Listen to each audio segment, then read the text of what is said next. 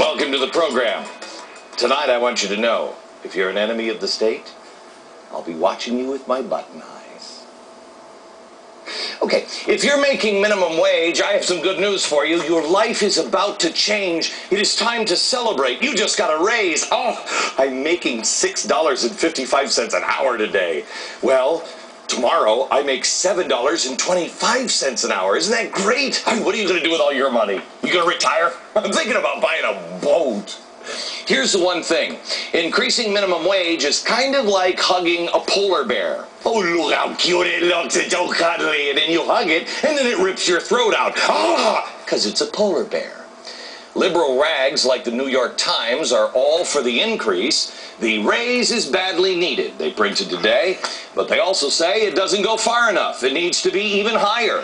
President Obama agrees with that assessment. He's regularly voted for wage hikes. On the campaign trail, he even promised lifting the minimum wage to $9.50 an hour by 2011. Well, that'll be great, won't it? I mean, for small businesses. Our current unemployment rate is 9.5%, but it is even worse for teenagers. 24% unemployment for teenagers. Worse yet for African American teenagers. It is a staggering 38% for African American teenagers, and it goes up to 45% if you don't adjust for the season. Who makes minimum wage? Teenagers, youth. 53% of all minimum wage earners are aged 16 to 24. They have been there making minimum wage. I mean, we've all done it, unless your first job was, working, the pole at Sluts and Steaks. We all made minimum wage. What granola-eating socialist doesn't stop and think that supporting and jacking up the minimum wage, the one who really gets hurt is the employer and then the employee. Oh, those employers, those darn profit-driven trolls. People in government just assume the trolls have a never-ending fountain of money and profits, and the jobs will always be there. Well, if the jobs never go away, then why don't we just raise the minimum wage to $50 an hour? How about $100 an hour? How about $1,000 an hour? That should solve some issues, right? Of course not. That's why economists are estimating, wait a minute, the same economists that we're supposed to be listening to about bailing people out? I'm not sure if we should listen to them. They're estimating that at least 300,000 jobs will be lost due to the minimum wage hike. That's huge, considering that only 2.8 million workers in America earn the minimum wage. So why would Obama support a policy that directly hurts young people, especially nearly half of African American teenagers who are already unemployed? Well, it makes sense if you're trying to transform America. When Obama comes out and says the stimulus is working as planned, while the economy is tanking, people assume he's either an idiot or he's lying. I don't think he's either. I think the man is a genius architect, quite frankly. And on this particular case, he's telling the truth. What happens when kids can't get a job? They become discouraged, disenfranchised. They look for somewhere to land. And guess who's now there to swoop in? President Obama. Tonight, strangely, in these really long jeans, President Obama and his new government programs and community service organizations. Not just AmeriCorps, not just ACORN, but now AmeriCorps.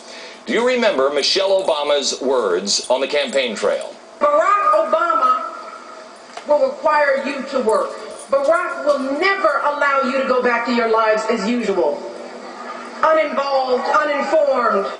Barack will never allow you to go back to your lives as usual. Are we to believe that she's kidding or just haphazardly stringing words together and they came out in a sentence?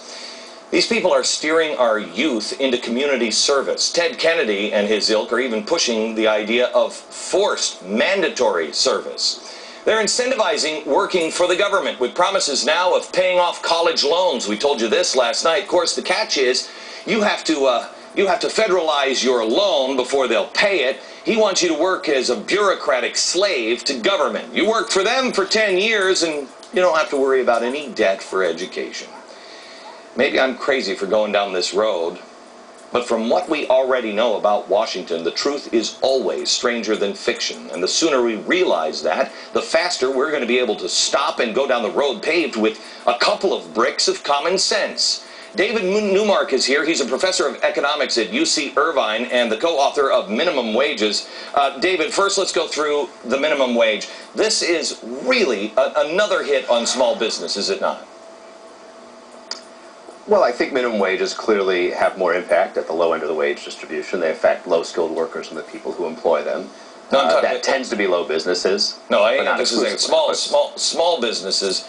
I mean, look, if I'm a small business and you keep raising minimum wage, the people that I'm going to employ as a small business on minimum wage are people that will just do the simplest of jobs. I just need a body to go in and fill this. And if out of that, I then pick other people and I say, okay, well, you're really good. Maybe I'll try you in this job. But if the government forces me to pay what Obama is suggesting now, over $10, well, I'm not going to pay somebody out of high school or in college to do that job. I'll either eliminate that position and have somebody else do it because times are tight, or I just hire somebody I think I'm going to keep on. So the lowest rung of the ladder. Am I wrong?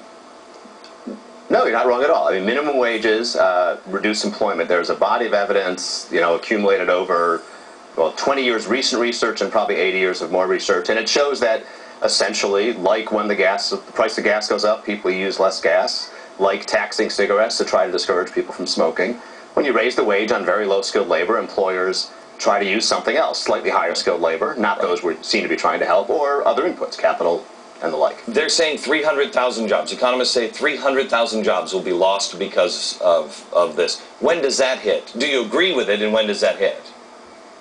Well, I actually think that estimate came from an op-ed I wrote in the Wall Street Journal about a month ago, so I hope I agree with it. I still do. It doesn't. That's a back-of-the-envelope calculation from the employment effect we estimate from existing research multiplied by the number of people who are near the minimum. I don't think it hits tomorrow. It's not like people are going to wake up and fire their minimum wage workers tomorrow. Right. There might be a newspaper article saying, hey, no one got fired today, so therefore, these dire warnings didn't occur. You got to remember, the low-skilled, low-wage labor market is filled with jobs that turn over very quickly. So if I simply slow down my hiring because people, stay in jobs 3-4 months, employment at that end falls pretty quickly. Okay. Help me out. Michigan is now saying their minimum wage is $7.40. The Democrats there want to move the state minimum wage to $10. You've got a collapsing state happening there. I mean, Michigan has all the problems with the auto industry and everything else. Who is going to stay in a state like Michigan and keep their business there if they can move it to a state where it's more free to operate under the rules of free enterprise? You don't have the state breathing down your neck. You go to some place like Texas, would you not? Well, you have to remember that many firms can move, right? If you can't exactly send your hamburgers across county lines or across state lines. If you happen to be in a business of something that can be traded, then you can do that. I'm not sure the biggest margin of adjustment is businesses getting up and moving, but if a lot of businesses use 1 or 2 less workers, that's a big impact. I mean, I have to tell you, it's not one thing that would make me move out of a state. But I have to tell you, as a small business owner, what New York is doing over and over and over again to people that running a small business, you're making it impossible for me to employ anybody or to even keep my doors open. You're living in a state like Michigan and you do employ minimum age workers. With everything else that's happening in that state, at some point, one of these things is going to be the breaking point. You say, you know what, it ain't worth living here. I'll go open my business someplace else. I mean, I think there's a problem here, and there's a goal of trying to put more families, and I happen to think, as do many people, not everybody, that that's an admirable goal, and it's hard to argue with. The question is, how do you do it, right? So minimum wages seem very appealing to politicians for 2 reasons. They seem relatively simple, and they are, relative to other things, and of course they don't come out of the budget, right? It's essentially a tax on businesses. At the end of the day, it really doesn't work. I don't like when people say, oh, you're opposed to minimum wages, you don't want to help poor people.